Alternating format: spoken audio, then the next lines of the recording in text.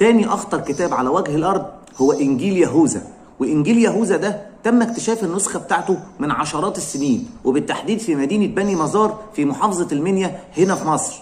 الكتاب ده بالتحديد مفيش أي ديانة بتعترف بيه، سواء كانت الإسلامية أو حتى المسيحية. اللي ألف الكتاب ده شخص اسمه يهوذا، ويهوذا ده كان تلميذ المسيح عليه السلام. وكمان ذكر في الكتاب معلومة خطيرة جدا.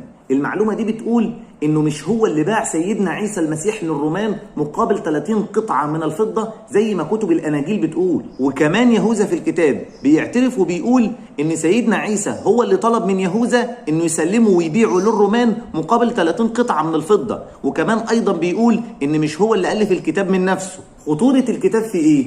في إنه بينسف معتقدات دينية قائمة.